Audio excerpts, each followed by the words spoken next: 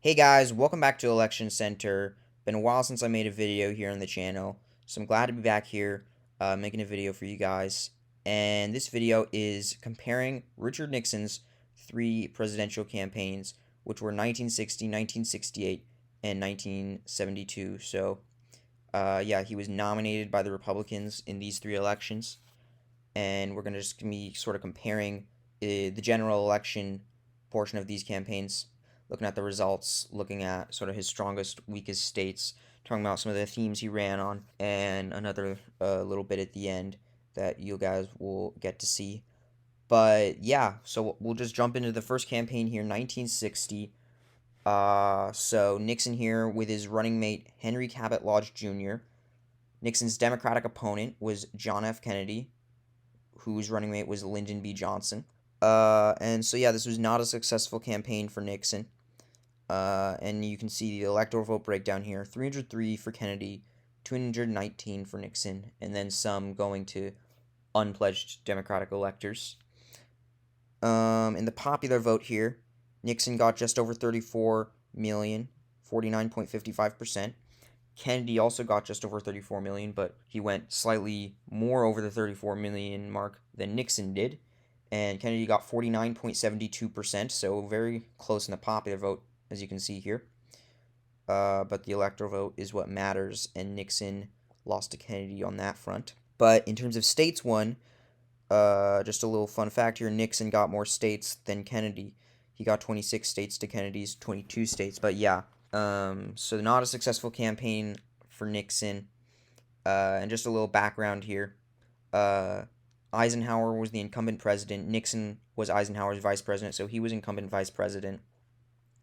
Kennedy was just like a senator. But moving on here to the strongest states for Nixon. These were his three strongest states. Nebraska was where he performed the best in 1960.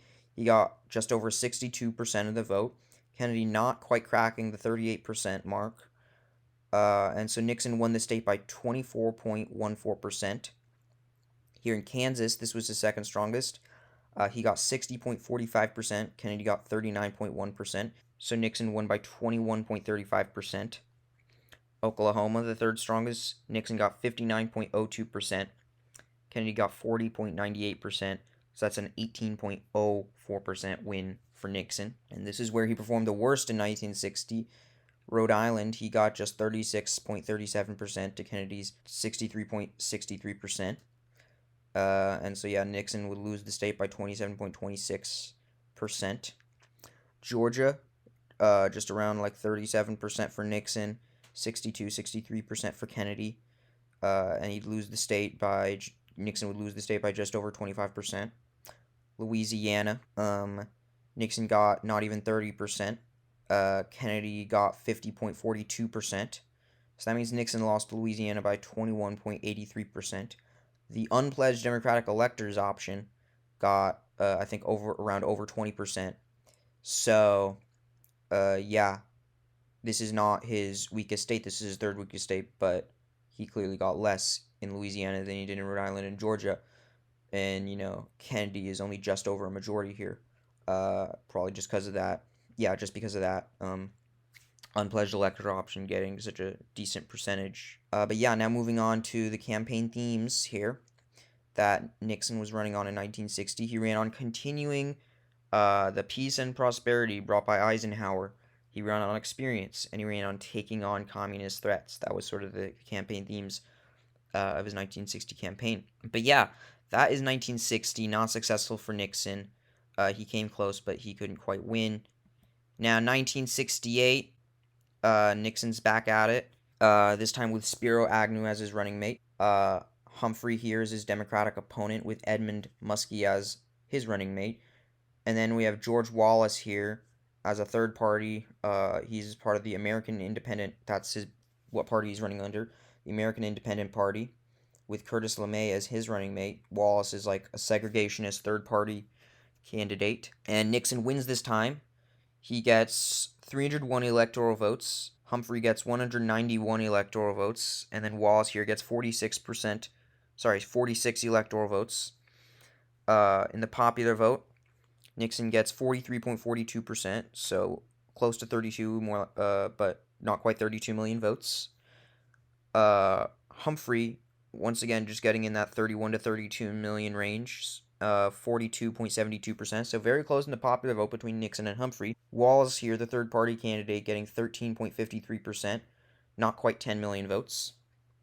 In states won, Nixon got 32 states, Humphrey got 13 states in D.C., Wallace got 5 states, and in case you're wondering what happened to D.C. in 1960, D.C. was not voting in elections, in the presidential elections yet by 1960, but yeah, by 1968 it is, and so this was a success for Nixon, as you can see looking at the numbers here, and if we want to check out his strongest states here, Nebraska was once again his strongest state, with 59.82%, Humphrey getting 31.81%, Wallace getting 8.36%, so that means he won it by just over 28%, Nixon did.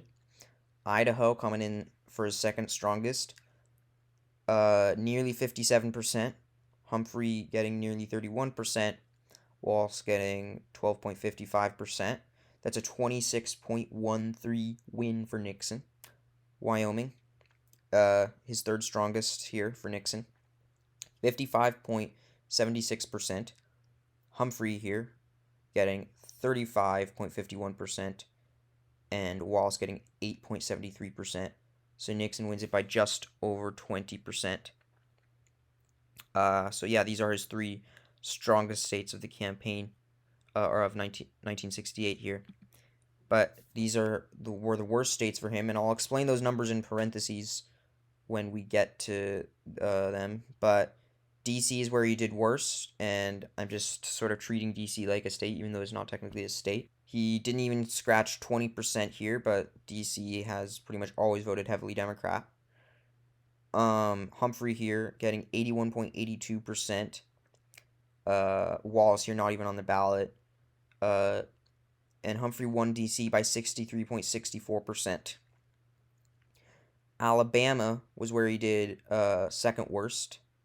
That was his second worst state. Didn't even get 14%. Humphrey didn't get 20%. Wallace here coming in for the big win, because Wallace, this is his home state. He had been governor of Alabama. Getting 65.86%. So here we have 47.13% was Wallace's margin, because Nixon was third place. So this is how much Wallace beat Humphrey by.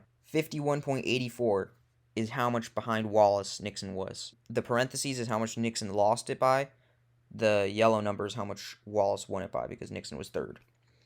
So yeah, Wallace winning by over 47%, just over. Nixon losing it by close to 52%. Big win for Wallace here. Mississippi, another big Wallace win. Nixon again coming in third here, with between 13 and 14% of the vote here. Humphrey getting just over 23%. Wallace getting 63.46%.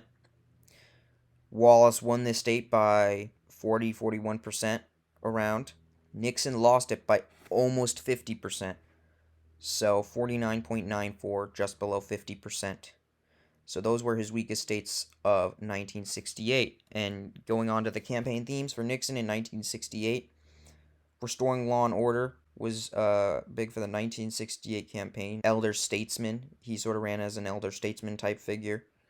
And another thing, he said he would appoint justices who took a less active role in social policy creation. Once again, when I talk about these campaign themes, I'm not necessarily saying these are the top three. These are just some notable, like maybe some of them are the top three, but these are just some of the notable themes I noticed or read about. But yeah, that's 1968, and Nixon won the 1968 election. It worked out for him.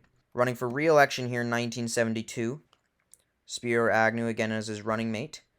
His opponent this time is George McGovern, who has Sergeant Shriver as his running mate. However, he had to switch from someone else early on. He had someone else. There was a situation. He had to switch over to Sergeant Shriver. And this was a landslide election for Nixon, as you can see here. In the popular vote, I'll just start off with the popular vote this time. He got over 47 million votes, nearly 61% of the vote. George McGovern getting just over 29 million votes, getting 37.52%. And in the electoral vote, which is the vote that counts here, Nixon got 520 electoral votes to McGovern's 17 electoral votes. And looking at the states won, Nixon won 49 states. McGovern only won one state in the District of Columbia. So, yeah, big win for Nixon's re-election. McGovern's campaign didn't go so well at all. Looking at Nixon's strongest states here, Mississippi was his strongest state. Look at that margin in Mississippi. He got over 78%. McGovern not even getting 20%. Nixon won it by 58.57%. Big win in Mississippi. Georgia, Nixon got 75.04%. McGovern got 24.65%, so that's just over 50% win for Nixon. Oklahoma, Nixon gets 73.7%. McGovern getting 24%. Nixon winning it by just under 50%. Now, where Nixon performed worse, he still wins one of his third worst state. He still wins it. So that just goes to show how big of a win this was for Nixon. But he performs worst in DC. He doesn't quite scratch 22%. He gets 21.56% to McGovern's 78.1%. He loses it by around 56, 57 points here. But this is not too surprising. It's no big deal. DC's always gone heavily Democrat. Massachusetts here. McGovern won this state. Nixon got 45.23%. McGovern got 54.2%. So McGovern's second best state or voting place, because DC's not technically a state, he didn't even quite win by 9 points. And Nixon was still making Massachusetts, kind of competitive here. And now Minnesota, Nixon wins. Not a massive win like practically every other state, but still a win. He gets 51.58%. McGovern gets 46.07%. That's a 5.51% win for Nixon here in Minnesota. So big win for Nixon here in 1972. Some of the campaign themes here. Looks like I didn't have as much here, but he ran on the strong economy, success in foreign affairs. He was the incumbent president here, so he's touting these successes. And so, yeah. Now, the last little thing I wanted to show you guys here was the average results for Nixon across his 3 campaigns here.